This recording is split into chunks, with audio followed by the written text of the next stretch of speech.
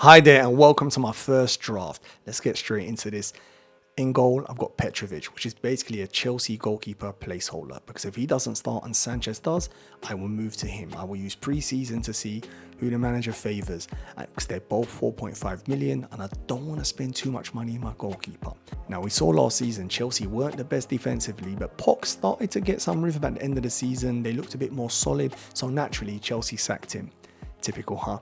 But the new manager coming in, and I have to consider Thiago Silva's left as well, which is a big unknown there, because I know he was getting on, but he was so strong, so intelligent, and he gave the defense some stability and calmness. So it remains to be seen what they're going to do at the back there. Having said those two things, I'm still more than content to go with Petrovic, and one of the reasons is the fixtures. I mean, they start horrendously with Manchester City turning up, but then after that you've got Wolves, Crystal Palace, Bournemouth, West Ham, Brighton and Nottingham Forest, and there's even more good fixtures after this. So hopefully this is someone I can have in goal, get a couple of clean sheets, maybe even a couple of bonus points until a wild card. I do not want to touch this position and I do not want to spend too much money. So I'm pretty comfortable at the moment with the Petrovic or / Sanchez.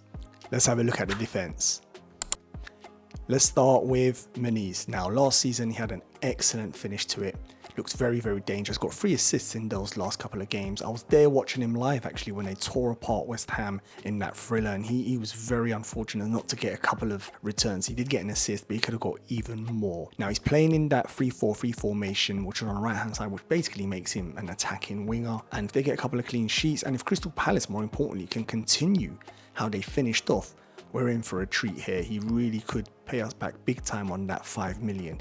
The other players I considered, I looked at Cucurella, who's also the same price, playing for Chelsea, had a good finish to the season actually, and proved everyone wrong. But in the Euros, he was outstanding, inverting, just doing everything for that Spanish team where they were the best team in the tournament, and he was a vital part of it. So I'd like to think he's going to start this season very strong and hopefully in favour. And if he continues inverting where potentially he's closer to even getting a couple of assists, he could be another big player. Luke Shaw is another player. I know he's just come back and we're not sure of Manchester United, but I always remember the Luke Shaw that can give us assists, and he takes set pieces as well. He's got a lovely left foot. It's just whether or not how Manchester United start, plus his fitness. And last but not least, I also considered Maatsen. Now he's got the Chelsea top on here. It's an old picture, but basically Aston Villa have done some good business. They've bought him in. He had a great season at Dortmund, got to the Champions League final. So he's a player I'm really excited about. Good price point, and Villa's got incredible fixtures as well. Beside Muniz, I've gone for 2 outstanding defenders. I've gone for Gabriel and I've gone for Vardio. 2 premium defenders, both costing 6 million and playing for the 2 best defenses, Arsenal and Manchester City. Gabriel last season was incredible. I know Saliba takes all applaudits, but if I'm honest with you, Gabriel was just as good. He's a threat in both boxes. I'll tell you what, defensively so aggressive, partners Saliba perfectly, who's nice and calm. Gabriel tends to win all the headers, and in the opposition box, he's had the best stats attacking the ball in the Premier League for some years now. When you add to it, Arsenal scored the most goals from set pieces. You'd like to think he's going to get a couple more this season. Beside him, I've got Vardio. Now, he finished the season a man possessed. Assists and goals, so attacking. All I want to see this pre-season is if Pep keeps the same setup, same system tactically, because we know Pep, he does the most and he could change this up. But if he plays in the same position, same system and such an attacking threat, he will 100% be in my team. Now, the one downside with these two is the fixtures are not ideal. Take a look at this. These are the first opening 6 fixtures for both players. As you can see, there's 3 good and 3 bad. In fact, they play each other in game week 5 as well. So in a way, this puts me off bringing both of them in. But I'm hoping in those 3 fixtures, they can give me a couple of clean sheets. But also in the difficult fixtures, you'd like to think, as they're going to be challenging for the Premier League, they are the 2 best teams. Even one of those fixtures, they either keep a clean sheet and win the game, or you get a return somehow from a set piece. So that's my defense. Next, we're going to take a look at my midfield. 4-man midfield with Gordon, 11 goals and 16 assists. That's an incredible season. Honestly, I was really impressed with him. Looks such a threat, and Newcastle's fixtures look very good as well. Starting with Southampton at home, Bournemouth away, Spurs at home, Wolves, Fulham and Manchester City. Then there's more good fixtures after that. So they've got a lovely run. This is a player you could put in your team at 7.5 million and just leave him there. He's a bit of a set and forget. Beside Gordon, I've gone for Cole Palmer. He was so cheap last season. Now he's a premium, and rightly so. Incredible performance, 22 goals and 13 assists. ridiculous. When you consider he didn't even start, he was benched basically at the start of the season, then he got onto the pitch and then blew everyone away. No one could have expected that impact. Part of me thinks, is that a one season wonder? Can he repeat that? Well, more than likely might not get those numbers, but then I saw him in the Euros. Every time he came on, he impacted the game.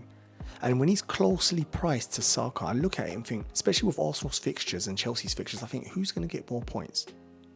I think Palmer. I think paying that premium extra, that 0.5 extra compared to Saka for me, is worthwhile. I'm really happy with him. At the moment, I'm really comfortable with him being in my team. The third midfielder in my team, the king, Mohamed Salah, FPL royalty. Loads are thinking, oh, he's getting a bit on now. Can he still do what he does? He finished the season pretty poorly, actually. He really ran out of steam and that injury impacted him. So I'm going to keep an eye on him this pre-season. He's got a new haircut, looks lean, looks fresh, but at the end of the day, it's a new manager. Klopp is gone. So I need to see if Salah's still going to be just as attacking, and I think he will be, hence why he's in my team. Last season, apparently a very poor season, still scored 18 goals and 12 assists. It tells you what you're dealing with here.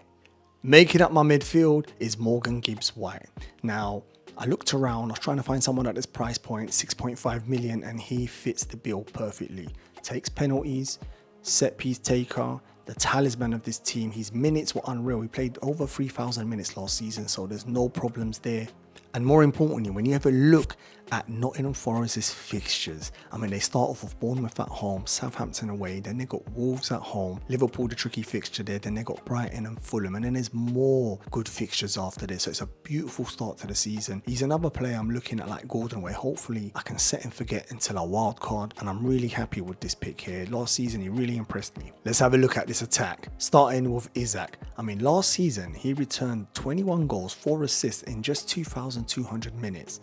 That's an excellent ratio, and we have to bear in mind that Newcastle second half of the season were a little bit flaky, but he was one of those performers. When he was fit, he delivered. I really like him, and at 8.5 million, I actually think he's underpriced. I think he's that good. I think he's reached the stage in FPL now where you can captain him. I know we tend to always go back to Haaland or Salah, but this season, I without a doubt will be keeping an eye on Isak, and he's captain material for me. Wilson, even if he plays, we saw last season when Wilson played, there was times where they both played together.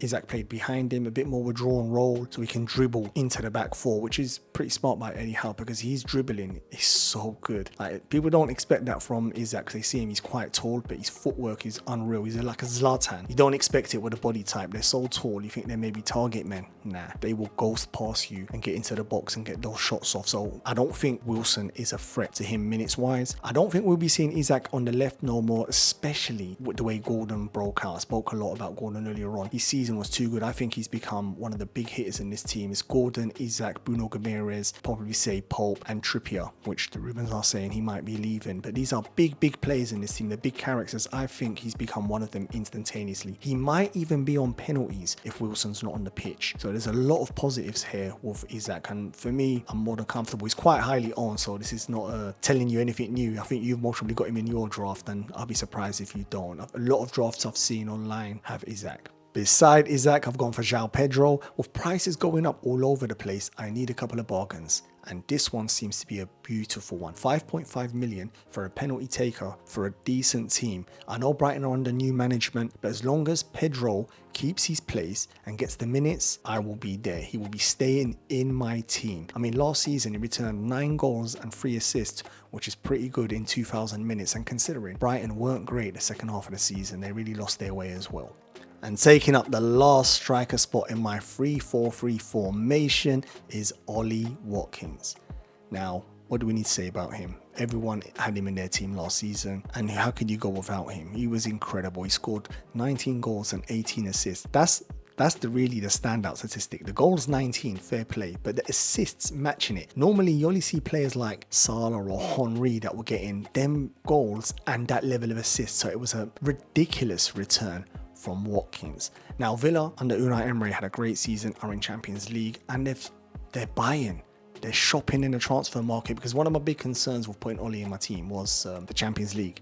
How would they deal with it? It's a couple of unknowns there. We've seen what it does to other teams. We saw last season what it done to Newcastle. It crushed them, and that's what it can do. If you're not a seasoned vet in Champions League where you play midweek games, and it's not midweek games where you can just rest players like in the Carabao Cup. No, you're playing PSG, Real Madrid. You get battered if you don't play a strong team. So it's relentless. So you play Wednesday, then Saturday, City are turning up. You got to play a strong team. But Villa look like they're making signings and strengthening the squad. And then we have to remember, Unai Emery is a European machine. He understands that competition. So put that together, I still have confidence in Villa in the Premier League.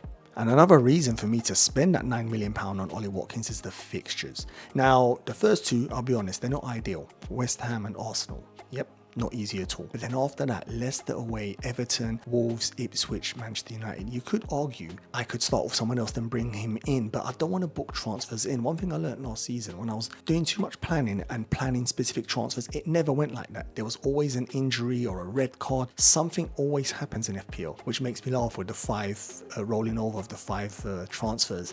The odds of us ever getting there. Please get in the comments and let me know if you ever reached there during the mid-season. You deserve a prize. But it's very difficult, so I don't want to book transfers in. So part of me's thinking, grit my teeth, have him in against West Ham and Arsenal. You never know. I mean, against Arsenal last season, they done a double. So and he scored that spectacular goal against them. I remember it when he was off 1v1 and he puts it in, basically ending their title run. So he's capable of returning against anyone. I will accept the first two fixtures are not ideal, but then after that, I'm already one step ahead. Don't need to transfer him in. And that run there looks like there's goals and assists for Ollie Watkins. At 9 million, I'm pretty comfortable with that as well. If the opening two fixtures for Ollie Watkins really do concern me, I did have a little backup plan and I was thinking I could easily move Ollie to Havertz, who I really like at £8 million, played really well last season, even played well in the Euros as well. And that extra million I saved from Ollie to Havertz, I can put that in to get Trent, who is 7 million. So basically lose either Vardy or Gabriel. So this was my backup plan. I'm still mulling this over. At the moment, Watkins stays in my team. I got this feeling of Watkins that once he starts scoring, it's going to tick over and you're going to want to bring him in. And I just want to be a transfer ahead. I don't want to waste that transfer. And lastly, let's have a quick look at the bench, where the rest of my money's gone. I've gone for Turner in goal at 4 million. Yes, I know he's not going to play, and I don't mind that. I just need one goalkeeper who's going to play. If worse comes to worse, they get injured, so be it. I'm going to have to take a hit and make a goalkeeper transfer. It's very unlikely, but that's the gamble I'm going to take. If I do find a goalkeeper at 4 million who plays, they will be in the team. But for now, I've just put him in as a placeholder.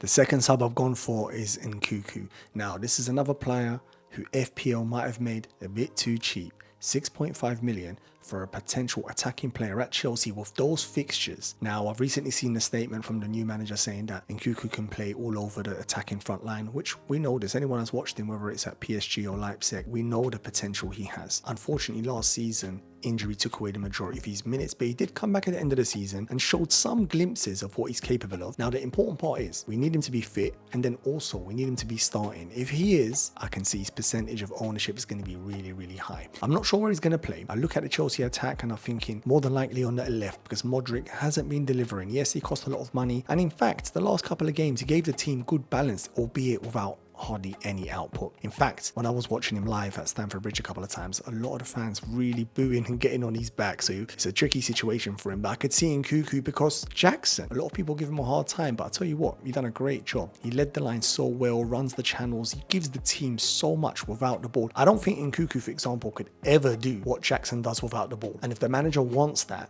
then I see Jackson starting, keeping that spot. Then you have Palmer, which we know is 100% starting, whether it's from the right or whether it's in the cam striker 10 position. So just need to see where Nkunku fits in, but as long as he's getting minutes and he's starting, a brilliant player. Hence why he's in my team, but on the bench because I'm not sure about against Manchester City. Palmer, no problem. I'll play him against City because penalties, and he's just such an explosive player. And against these old team, you know there isn't bigger incentive to score against your old team. It does, especially as Pep never played him. So he's going to want to score and give him that cold celebration. But Nkunku, I'm more than happy with that. But I'm hoping pre-season gives us a good clue. And for you starting, perfect. He'll be in all of our teams.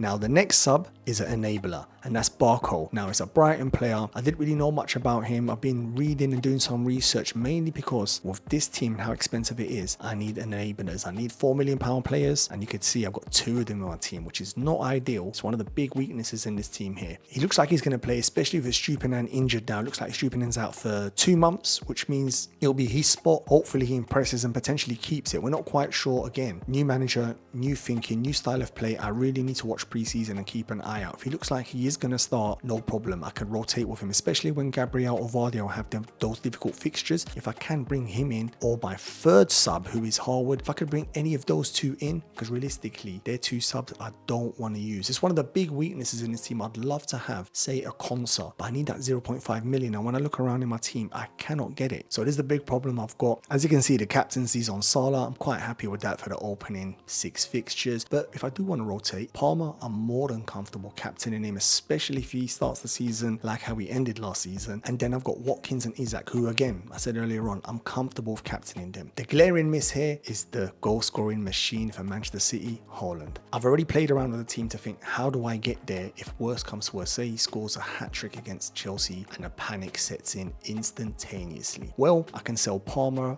and Watkins and bring him in and bring a cheap midfielder in. That works. I've already tested it. And I've also got the ultimate fallback, which is the wild card. If a real panic kicks in, you can do that. But in my head, I'm planning to hide behind the sofa when Manchester City are playing. I hope you enjoyed that video. More importantly, I hope you found it useful, giving you some ideas of my first draft, comparing it to your draft, all of this good stuff. This is the fun part of the season where we're tinkering. What's the odds of me starting with this exact 15-man squad come game week 1? It's not very high, is it? It's going to be injuries. It's going to be new players emerging. As I film this video, I see that Smith Rowe's more than likely going to be going to Fulham. That could be a game changer. Cheap player playing in a very attacking position, potentially taking penalties and set pieces. There's a lot still going to happen. But for now, with the information I have, I'm happy with this draft, and this is what I'm going to be rolling with.